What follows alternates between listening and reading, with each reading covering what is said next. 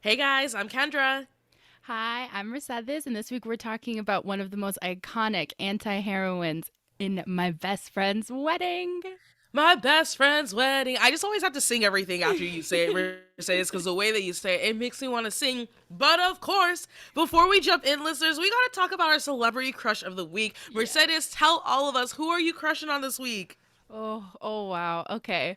Nikesh Patel. He plays Tom Kapoor in the rom-com TV show Starstruck. You can watch it on HBO Max. It was created by Rose Matafeo. And I'm in love with him. It's a travesty because he's walking this earth in love with somebody else, and I'm just here watching him. If you watched the remake of Four Weddings and a Funeral, he's in that too. He's just gorgeous. I Okay, I love him. you said a bunch of words that I have no idea what is Starstruck? Who is the Cash? Who is Yeah. Rose? Like, okay, so give me like the premise of Starstruck. Did you watch all of it already? Yes, there's two Okay. seasons out. It's 6 episode seasons because it's like BBC. Mm-hmm. But so she's just like a normal gal. She's a New Zealand girl living in London. Mm-hmm. And on New Year's Eve, she meets this guy. They go home together. The morning after, she finds out he's actually like, she realizes that he's like an action movie star, like big star. And then the whole first season's a very big will they, won't they. And then the second season kind of turns into like what happens when they do like become Hmm. a like boyfriend and girlfriend. So it's cute. It's fun. It's like, it fuels all those fanfic needs, all like Okay. celebrity normie needs. Could you imagine like waking up next morning and like The Rock is sleeping next to you? I mean, I think I would just be like, how did I get here? It was The Rock. Yeah. That's so funny. Okay, well, like I said, listeners, you guys know this. Every single thing that you suggest to me, Mercedes, I watch. I do. I That makes watched me so the happy. second season of Bridgerton after you were like, it is amazing. And so that is my crush of the week, actually. I have a girl crush of this week. And whenever I do a Yay! girl crush, it's mostly like I want to acknowledge women who I feel like are killing it, and that's why they're my Yeah. girl crush of the week. But Simone Ashley, who Oh my plays Kate gosh. from Bridgerton, is my crush of the week. I just feel like, first of all, this girl's absolutely stunning. She Yeah, is perfect face. blindingly stunning. And I when I Hmm. first saw her, I was like, she looks familiar, but I literally couldn't put my finger on it. And I remembered she plays the popular girl in Sex Ed, which I love that Yeah. show. I haven't seen the third season yet, but I love the show, and I've watched the first and second season multiple times. And I just feel like if Netflix likes you, like they like you. And so we're going to be seeing a lot Hmm. more of her, and I'm excited for that. I really do hope this is her big blow up moment that, like, okay, so for example, Daisy Edgar Jones just had this too. She killed it in Normal People. Now I'm seeing her every single trailer for a Everywhere. new movie. She is in it. And I want that for Simone Ashley. So I love Simone. big I'm ups right to there her. with you. She's amazing. Exactly. Okay, so I'm adding Starstruck to my list. Got Yeah. it. Got it. All right, listeners, we're gonna move right on into TLDR. We just like to recap the movie for anyone who hasn't seen it. If you have not seen My Best Friend's Wedding, it is currently streaming on Netflix. I think until April 30th, actually. So Hmm. you can watch it there. Okay, we're gonna dive right in because I got a lot of thoughts. Yeah. So Jules, played by the effortlessly beautiful Julia Roberts, and Michael, played by the object of every one of my desires, I stole that from Bridgerton, Dermot Mulroney, have been friends since college. Even though they didn't start out that way, they were best friends, and then they were like friends with benefits for a month before Jules decided to just drop the benefits and just remain friends. So during dinner with her close friend George, who's played by Rupert Everett, we learn Michael is getting married. Jules decides right then and there that she loves Michael and she's going to do whatever she can to win him over. And I feel like that just proves to be really difficult, because when she arrives in Chicago and meets Michael's fiance Kim, played by Cameron Diaz, she just so happens to be like the sweetest, most innocent, Hmm. and a little bit naive girl. And it's just so hard not to love her as an audience member. But of course, Jules manages not to love her. She goes to great lengths throughout the entire film to try to sabotage their relationship, from trying to pit Kim and Michael against each other to even sending a scrupulous email to try to thwart Michael's career. And she never ceases efforts even when she starts to get to know Kim's family, and she's constantly challenged by George and questioned on her actions. Finally, Jules expresses her feelings and kisses Michael, which of course there wouldn't be any like drama in this rom-com if Kim didn't see it. Of course she sees Hmm. it. This leads to a wild chase across the entire city of Chicago, ending up in Union Station where Jules finally accepts Michael is actually in love with Kim, and after finally admitting defeat and having a big blowout with Kim, all is mended, and Michael and Kim finally get married with Jules' blessing. So this is a 1997 film written by Ronald Bass, who you may know from iconic films like Rain Man, What Dreams May Come, and the cult classic How Stella Got Her Groove Back. It's also directed by P.J. Hogan, who also directed Peter Pan, shout out Jeremy Sumter, he was my childhood crush, and Confessions of a Shopaholic. All right, Mercedes, you got a lot of interesting facts for me, and I'm excited to hear about them. I do. A lot of mine are revolving around the character of George. Mm, And yeah, he's Jules's editor, and mm, he's just the best. Like, he wasn't even really supposed to be a major character originally, but after screen tests, the audience really was frustrated with Jules and didn't mm-hmm. understand her motives naturally. That's That was me. so valid. And so they added George in more, and he really acts as her conscience and grounds her throughout the movie and really Mhm, calling her out, being honest, but also is really caring and supportive and ends the movie as like her comfort and support that she needs. Like truly like mhm. her best friend love by the end. Yeah, I love exactly. it. I think it's cute. I do like the ending. There's a quote at the end that's one of my favorites. But something I found really interesting was Drew Barrymore actually read for the role of Kim, but Oh Julia wow. Roberts handpicked both Cameron Diaz and Dermot Mulroney for this film. Can you imagine having so much power that you're like, nope, I want these people cast, and then you just like make someone's career? That That would is be amazing. that is power that I desire to have. And this was like the first of many Julia Roberts Dermot Mulroney movies. And they're Mm. besties, so like I love seeing like they have such good on-screen chemistry. It's brilliant. You know what blows my mind? All of these big people from that era, so like George Clooney, Brad Pitt, I was looking up how old they are. They're only in like their late 50s. Yeah, they Like started I so young. yeah, it's so crazy because I feel like in my 20s, because I'm about to, so my birthday isn't exactly a month, and I feel like as I approach 30, that whole mindset of like, oh, you're so much older than me is like just dwindling. It's just dwindling. There comes an age where it all just kind of muddles together. Anyways, I You're like, say oh this because yeah. Dermot Mulroney is only 58, and I'm like, hello. So Shoot that's your just shot. Shoot your shot where you can. right. Okay. Did you also know that the original screenplay had a different ending? So that ending we love with George was actually supposed to Hmm. be John Corbett, who we know as Aiden on Sex and the City and My Big Fat Greek Wedding. Hmm. He's supposed to ask Jules to dance at the reception, when she's sitting there heartbroken. But Hmm. people were so upset with that ending during the screen test because they were Rightfully like, so. why is she getting off so easy? Like, she just had like the craziest villainous time here, and now she's being rewarded with like a hottie. Yep. Not fair. So then Hogan and Bass changed it to George, calling her on the phone and then like surprising her. Hmm. And I just like the audience really melted for it. And I don't know, I always like cry at the end because I think it's so Do you? special. Oh, yeah. Yeah. Well, that best friend love is very special. It's very, Hmm. very sweet. Um, have you seen the movie Maid of Honor, Yes. starring Patrick Dempsey and Michelle Monaghan? Yeah. So it's so funny because that film is meant to be a gender reverse of this film, and I never Hmm. put two and two together.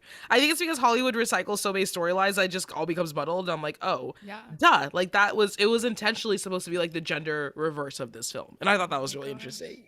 I feel like Patrick Dempsey like can't be a villain though, like it's harder for Mm, him. Like he doesn't have the yeah, juice. He needs to be like charming all the time and like yeah, sweet. yeah, and he just like has this innocent look in his face too that just makes it really hard to not love him. Exactly. You're like, okay, I'm Yeah, very even in into this. Valentine's Day when he was kind of the villain, like when we did our episode on Valentine's Day, True. like I True. still was like, hi. Yeah, exactly. Exactly. You got Oh anything my else for me? goodness. Yeah, I have one more Okay. thing about Okay, okay. Cameron Diaz. So Hmm. I saw in the film's reunion with People Mag a few years ago, she said that the karaoke scene was so traumatizing for her that now she still like hates doing karaoke. Oh And no. like it was actually like her fear up there. She was like, I was acting, but I was also feeling everything that Kimmy was feeling. And Really? Dermot was like actually like the most supportive person on set that day. And like the way Aw. he's looking at her was like a very like raw, authentic moment for both of them, which is Yeah, oh my so it God. adds so much to that. I love it. I want him to look at me that way. Same. That is so cool. All right, guys, we're going to move straight on into Time Capsule. Mercedes and I just like to recall what we were doing, where we were at the time this movie came out. And it's so funny because I don't remember when I first watched this Mhm. movie, but I remember the first time I ever saw Julia Roberts. And I tell this Ooh. story all the time because it essentially changed the course of my life Oh and my like the gosh. projection of my life. I know Oh that's my so goodness. dramatic. I know that's so dramatic, but like here's the story. Okay. So it was around the time that this movie came out, 1997. I was like 5-ish years old, 4 or 5 years old. And I just remember I've watched the Oscars every year since I was 4. And this year was the very first year I did not watch the Oscars, like since I was Wow. essentially born. I know.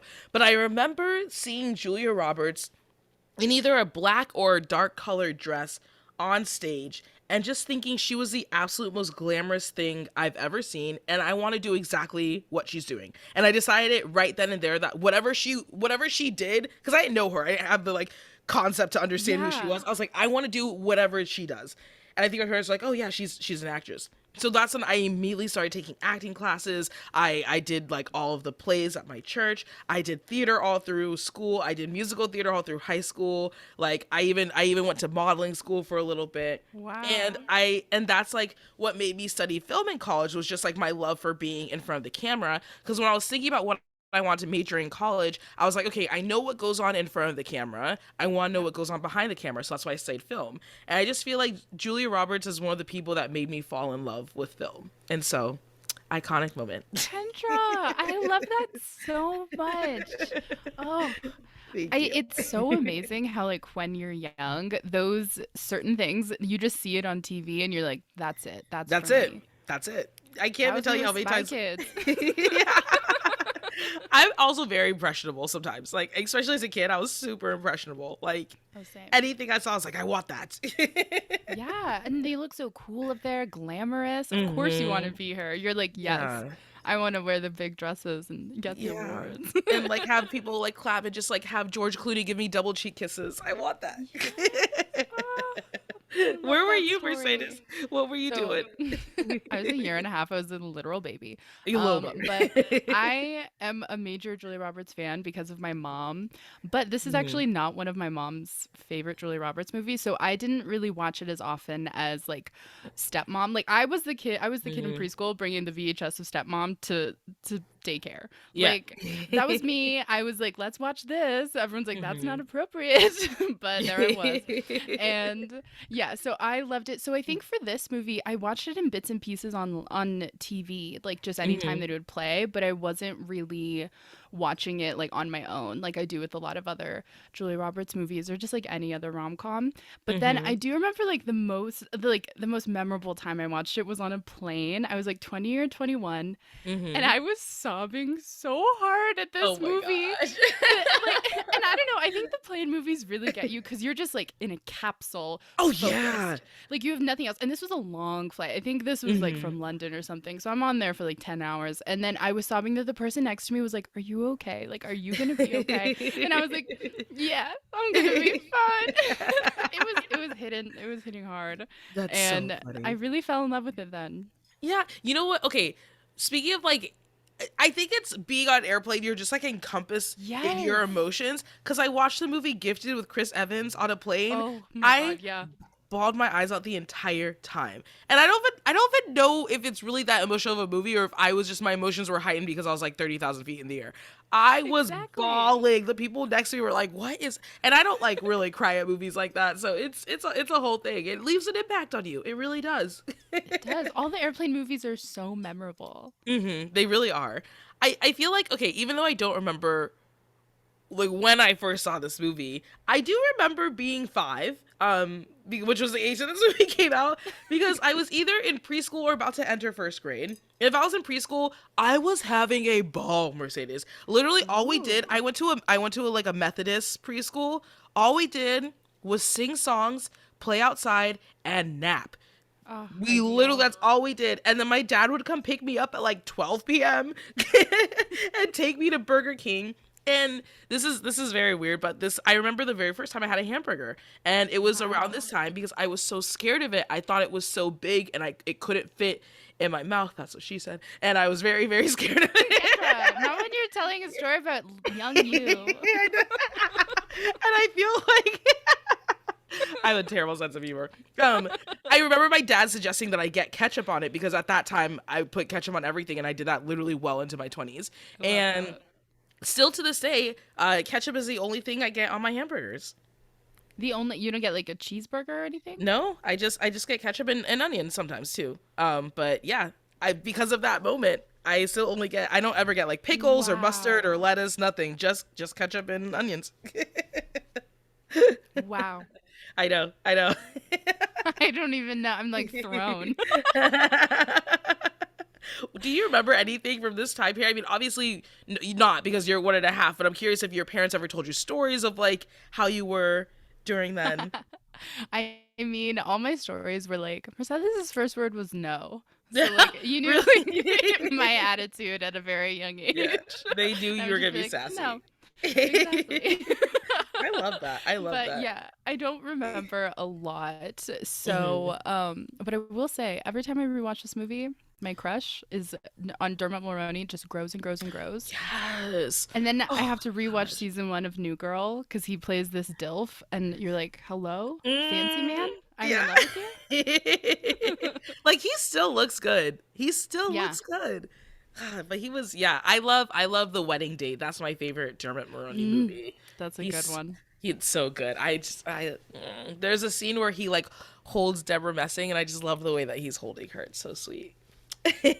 Aw. Yeah. All right, guys, we're gonna skip on over to the Rom-Com Hall of Fame. Yes. But we have to talk about a roast, Mercedes. I know you love this movie. If you Yeah. haven't picked it up yet, listeners, I do not. And so I feel like we got quite a few things to roast, and I just want to say first of all, this whole movie is kind of a roast for me. The fact that Jules is so manipulative and conniving for no freaking reason, essentially. Like, if I was Kim, I would have punched her in her perfect nose. And you know, Julie Roberts has a perfect face. I would have punched her in her perfect Yeah. face. I just feel like she had what was it, 8 or 9 years to say something and just never did. And now that someone has finally found happiness, she's like, I'm gonna ruin it for my own personal gain. And I just felt like that was really selfish. And if I was Michael, I don't know if I would have been as forgiving as he was. I just feel like when you're in a friendship, how do you come back from something like that? And I'm actually asking you, is like as like when you're in a friendship and like someone tries to completely ruin your happiness, how do you come back from that? I mean, my take on them is that they are just in love. Like they are in love, and even though he married Kimmy, he's in love. And Mm-hmm. so I don't know. I definitely wouldn't come back from it. I Mm-hmm. I don't think I'd ever put myself in that position though. Yeah, yeah, that's true. I feel like you look at the character of Jules, and I feel like I know myself well enough to be like, I would never do something like that. But also, I look at Kimmy, and I'm like, I also think I would never be as naive as she was. you know? Yeah, Yeah. she's 20. Hmm. And I mean, Julia Roberts is just supposed to be the villain. And that's what makes Yeah. this movie so juicy for me, is Hmm. that she is the villain. But Yeah. I have a lot of roasts too. Yeah. Yeah. Go for it. Go for it. Let's hear it. Well, the first one, I mean, obviously, to everyone out there, if you can watch the movie, so white. So white. Not white. It's just white. just like when they're all singing, I love when they break out into song. But you're looking at that restaurant, and I'm like, hello, Yep. anyone, This anyone is around? Chicago. This is Chicago, dude. What are you doing? Exactly. That's what happened. That's what, Chicago. I think plays its own character in this movie too, because they're running Hmm. around the city, and I love a movie that does that and like plays with the Hmm. city. But when you're in a big city like this, like come on, like Yeah. let's really be honest with ourselves and like be realistic. Of like if we're gonna portray a city, let's portray a city. Yeah. You know? Exactly. You're 100% right. Yeah. Yeah. That's my major roast. I feel you. Okay. Another one I have. So we all know that scene where Jules tells Michael that her and George are engaged.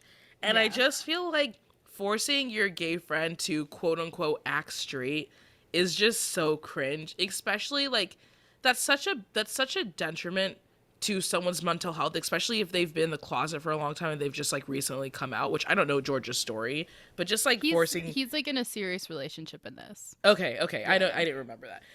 But I just feel like forcing someone to act against who they are is just Oh very very yeah. cringe, very cringe. I definitely agree with you. I mean, Yeah, this movie does play with like the stereotype of like the gay best friend. yeah, absolutely. Yeah, do, and do you feel it like does it's it. Hmm?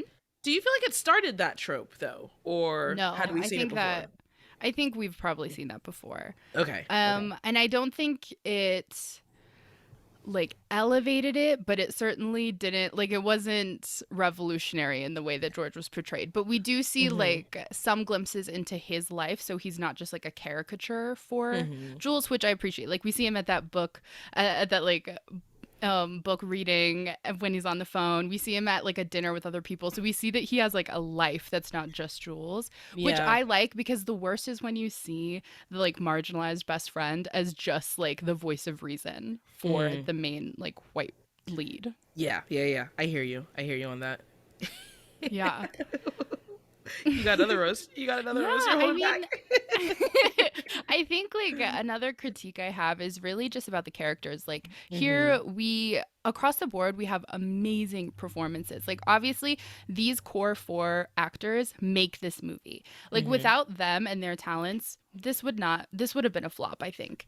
100%. But I would love to see the details of these characters more. Like, why do Jules and Kimmy love Michael? Besides the fact that he is Dermot Mulroney, like, why do they love him? Like, anytime that Michael's about to like end it with Kimmy, Kimmy's like crying on her hands and knees for him, and I'm like, what is that? What is really the draw here? Like, I understand these characters have great chemistry, and that's all in the acting really for this movie, and I would love to have seen what these characters were on paper.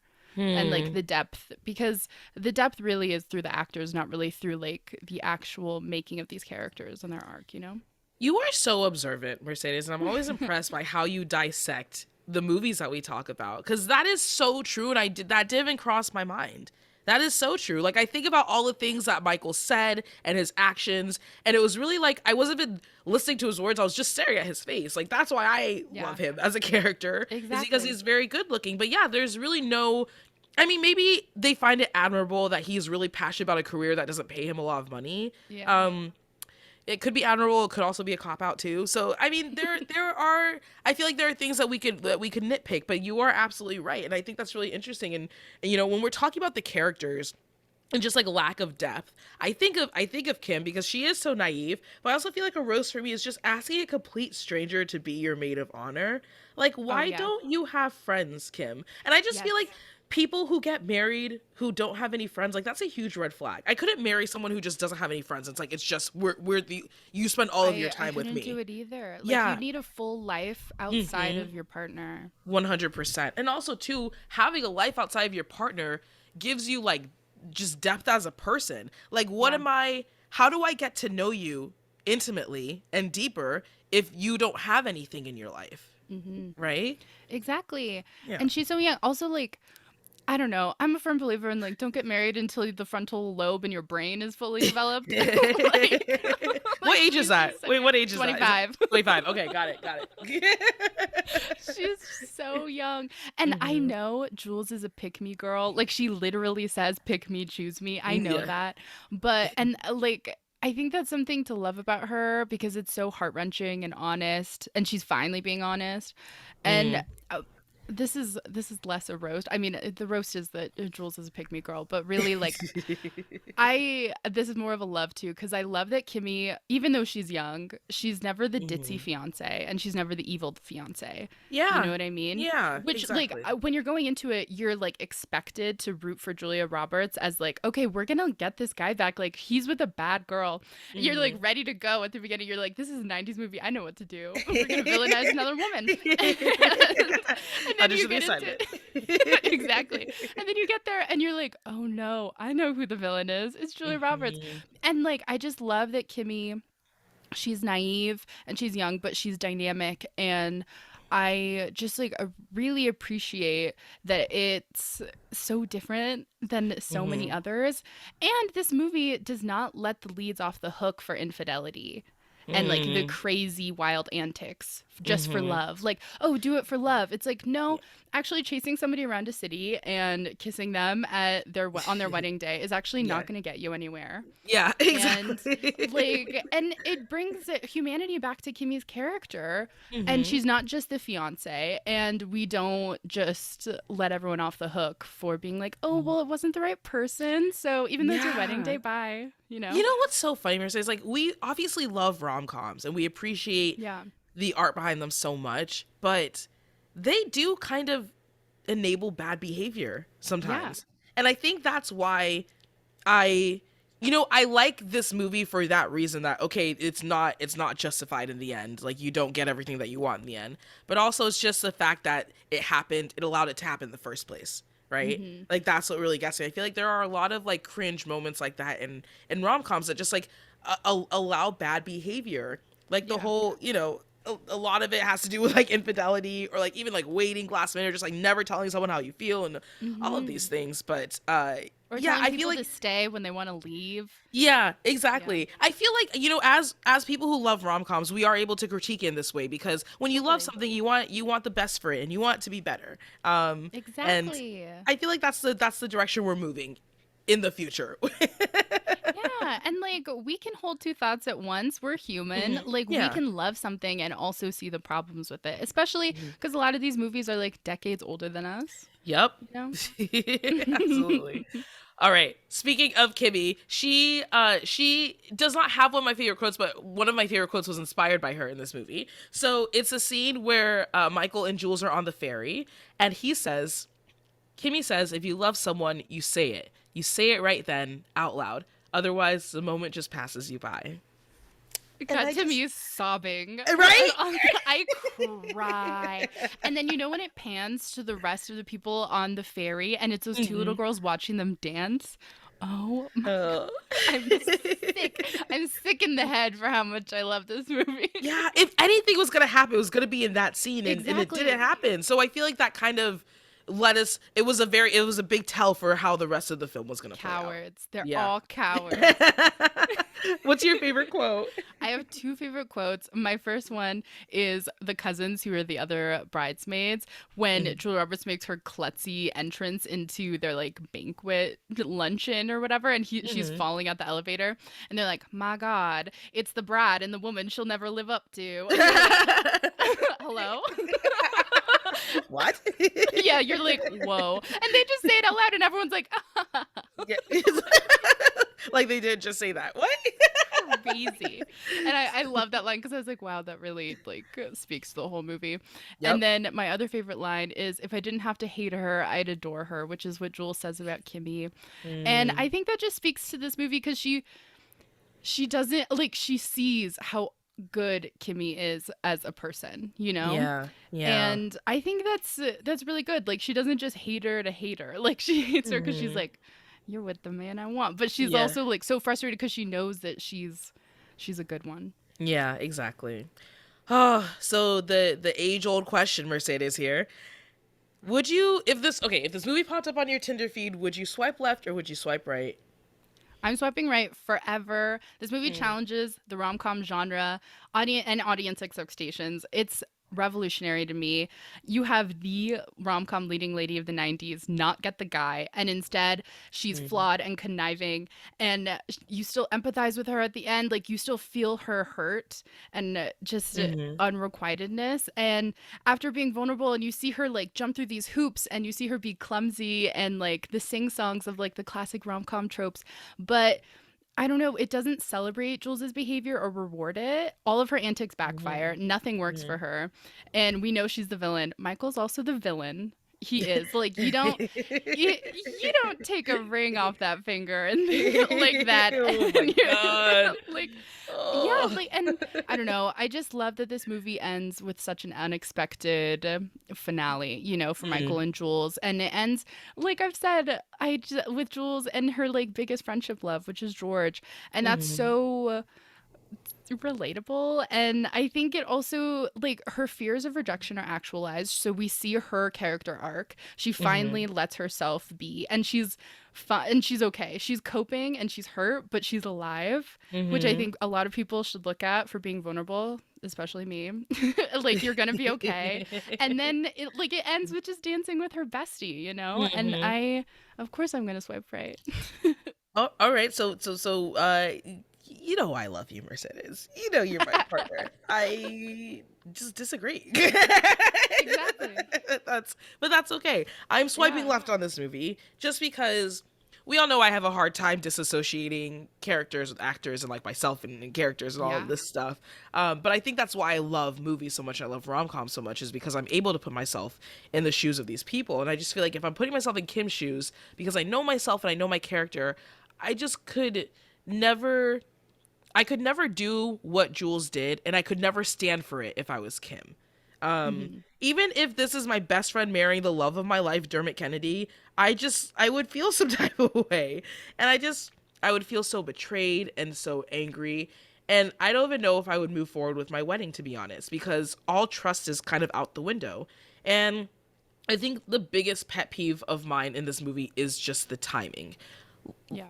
It's all just the timing. If Jules did exactly what she did, like tried to get Michael before he was like, hey, I'm happy and I'm getting married and this is what's happening in my life, would have been totally fine. But it's just, why now after all this time? And that's something that I just cannot let go of on my heart. So I'm swiping left on this movie. Do But you this is think a if you, sorry, but do you think if you related to any character, it'd be like George because he's such a good friend? hmm. No, because while I feel like George grounded her, I don't feel like he actually ever prevented her in to the lengths that I feel like I would go if my friend was trying to do this. You know? I don't know. Mm, He tells her when he's leaving for the airport, he's mm, like, he's gonna choose Kimmy and you're mm-hmm. gonna be the maid of honor and then you're Yeah. gonna go home alone. Yeah. And I think like he tells us the rest of the movie. And I think that's Yeah. so crazy because so many people graze over it and they're like, yeah, yeah, yeah. Yeah. I guess it's just like in the like all of the phone calls in the beginning and just hear her even going out there and all that stuff. Yeah. Hmm. Yeah, it's hard. It's hard because like you love the people in your life who are your friends. They're your friends for a reason. Like you love them. Hmm. They mesh well into your life. But I just don't. I also don't know if I have any friends who would do this too. Like that's a whole other thing, right? It's like the character of Yeah. my friends and who I choose to surround myself with. Do I surround myself with people who would like try so hard to ruin someone else's happiness? I don't know if I have friends like that. It's hard for me, Mercedes. It's a good question, but it's Yeah. hard for me to understand, to really get deep down there. But I think this is a perfect segue for couples therapy where we can talk about how the characters can improve their relationships and improve themselves. And so I'd love to hear what you have to say first, though, Mercedes, because I know you got a Yeah. lot. My whole thing with this movie is that like, and I'll say it over and over again, this movie Mm-hmm. proves that love just isn't enough sometimes. And it Mm-hmm. can't be enough because in romantic relationships, they're complicated and you need to be brave and you need to be honest and you need to be vulnerable. And Jules Mm-hmm. and Michael are two cowards who are in love and scared to say it, and neither of them are brave. And they're just not brave enough to say it. So they fail, and the moment Mm-hmm. passes them by, just like on the ferry. And like, of course it does, because they're afraid to say it. And Jules would rather cause destruction than admit her feelings even to herself. Mm-hmm. And George really has to like ask her the question like, do you really love him or is this just about winning? And really Yeah. calls her out for that. And I love that because he's telling her like, you're afraid of being vulnerable and being honest, and he tells her that it won't end in her favor. And she's so selfish and self-sabotaging, but she's also so charming, and I know she's an anti-hero. And that's the whole point of this. And I love seeing her raw emotions by the end when she finally opens up, like at the Mm-hmm. gazebo. And I don't know, like it's the moment you like don't want to happen for Kimmy's sake, but then you do want it to happen because you're like, just say what you need to say and like, come on, get it over Yeah. with already. Yeah. And like, you should have acted sooner. Like, she should have, like you said, like the timing Mm-hmm. is so frustrating. And like, that's the whole point of like her failure here. It's like, you should have said this years ago if Yeah. you felt it, Yeah. And I think I'm glad that she doesn't win, like she doesn't win in the end, so, Mm-hmm. and that makes me happy. Like, I think seeing her failure is just such an honest depiction of what should, I don't know, of like what would happen if this was going to happen. Mm-hmm. um Michael's fear of being heartbroken is probably the most frustrating thing about him. Like, he wants to be loved and he wants to be chosen and he wants to be Yeah. wanted. And he finds all those things in Kimmy because she's young and she like really has him on a pedestal the way that he has Jules on a pedestal. I Mm-hmm. don't think he's in love with her. I think he has love for her. Hmm. Because Kimmy doesn't challenge Michael in any real way. Like, she's so Yeah. young and she doesn't really know what she wants either. Like, she's still in Mhm. college and is dropping out of college for him. And she's Oof. non-threatening, and even though she's endearing, like, she gets away with, I mean, he gets away with a lot of stuff because of her. And Hmm. anytime things go wrong, they don't even talk to each other. Like, what is that? They have Jules be a moderator at that dinner. She's crying and then they hug it out. And then, like, even at the wedding venue, Jules Hmm. is walking back and forth between them, being like, I'm Jello, you're creme brulee. Like, no one's actually having like a real conversation. And then like Michael doesn't even do anything until Kimmy's like, "We'll do whatever you want," you know? Mm. And that's Hmm. so frustrating. There's a lot to unpack there. Yes, there's Yeah. so much. Yeah. That's why There's so these much. characters are just so dynamic that I could go on and on. I mean, it's not even really couples there. Like, I'm not giving them any tips. I'm just Yeah. like, these are the things you're doing wrong. Okay, I will give them some tips then. I think both characters have a lot of maturing to do before committing to anyone, let alone themselves. Like even Yeah. Michael and Jules, before committing to themselves, they have a lot of maturing to do. So, have you seen that list of like 100 questions that you're meant to ask your partner before you get married? Have you ever seen those Yeah. articles? Yeah, Mhm. I read those all the time. Not because I'm about to get married or I even have a partner, but just because I think those questions are very important. They're very intriguing and I think they're very stimulating as well. And I just know that Michael and Kimmy did not talk about a single one of the questions on that list. Do Like at those all. do those questions scare you when you Mm. read that? Like when I read some of them, I'm like, No, absolutely not." No, no, they don't because I actually so there's this book that I've read like 3 times now called Loving Your Husband Before You Even Have One. And it kind of goes over all of those and I read that book with my ex. And so we did talk Oh about pretty wow. much all of those questions that were on that list. And I think it's scary if you just don't know the answer. Yeah, but I mean, I've had time to think. So I feel, but I get it. Those some of those questions are very intimidating, but I do Yeah. also feel like they're intimidating because they are meant to help you set the foundation for building a whole Mhm. life together for longevity, which is what I think the end result that people want in marriage most of the time. And I feel like if you read those questions, they require just a modicum of self awareness, which I feel like no one has in this movie. And Yeah. Jules, especially. I don't think she could give you an honest answer for why she's behaving the way that she is. So let's say she gets Michael in the end, right? Then what? Like, what happens? Because Yeah. it just seems like Jules is the exact opposite of what he wants in a relationship. And it just, for a relationship to work, it requires time, it requires compromise, and it requires sacrifice. Which, even with Michael's job, he's kind of made clear that he's not willing to do. Like, he's not willing Mhm. to compromise or sacrifice. And then, like, Kimmy leaving her senior year of college, which is arguably the best year of college, like, just for a guy, like, Crazy. and no offense to Michael or anything, I admire his passion for his job, but like you're leaving college for a guy who can't even financially support you and take care of you. Like Yeah. it's just so much ignorance that you can miss me with all of that. I just there's so much maturing that needs to happen for all of these characters, and Definitely. I don't know if we ever get that. I don't know if we Yeah. ever get that.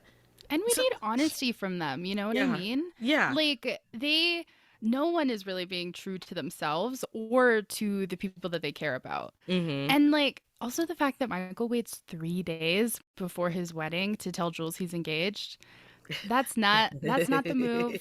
That is villain. That's villain behavior. That is villain behavior. And all the comments when when Mm. she's getting the dress, the maid of honor dress, and he's like, "Oh, you look good," when she's just like in her underwear, and I'm like, so, "You know what you're doing. You know what you're doing," and knock it off. And then I'll say it again: the ring, taking off the ring you're giving to another woman off another woman's finger with your mouth is villain behavior. Mercedes. The I chemistry. Oh my god. I just want to say when he did that. So obviously, if we're talking about love languages, I think Michael's is physical touch because when he Oh, takes the ring off of his with definitely. his mouth, I thought I was pregnant. I literally thought I was pregnant. It is That's like the best response. Best one. it's so intimate. It's so sexy. Like the way that he's just maintaining eye contact with her the whole time. I couldn't. I had to look away. I was like, I can't handle this right now. Like at that point they hadn't even like that the fact that they had more chemistry there than like, in the kiss. Like Mm-hmm. that just shows like the pull and just like Yeah. the gravitation they have to each other. Like they really are magnets. I totally Yeah. agree with you. Like physical touches all Michael. And Mm. like they oh my god, it's so Yeah, beautiful. it is very beautiful. But I feel like for Jules, her love language, like how she gives it us through acts of service. Like I just Mhm. think of this movie is a whole story of everything that she does like physically to try to get him back. Yeah. And if that does not scream acts of service, I don't know what does. Definitely. I also think that she's a little bit of words of affirmation once she gets to a vulnerable spot. Like, because even the way, like, at the base in the baseball bathroom when her and Kimmy are Mhm. finally having it out, she Mhm. tells her and like is honest, like really honest with her, and she's finally like okay. And Mhm. even like yeah, once she's able to like express herself with her words, she knows what to say and she knows how to Yeah. say the right thing. Mhm. I agree. I agree.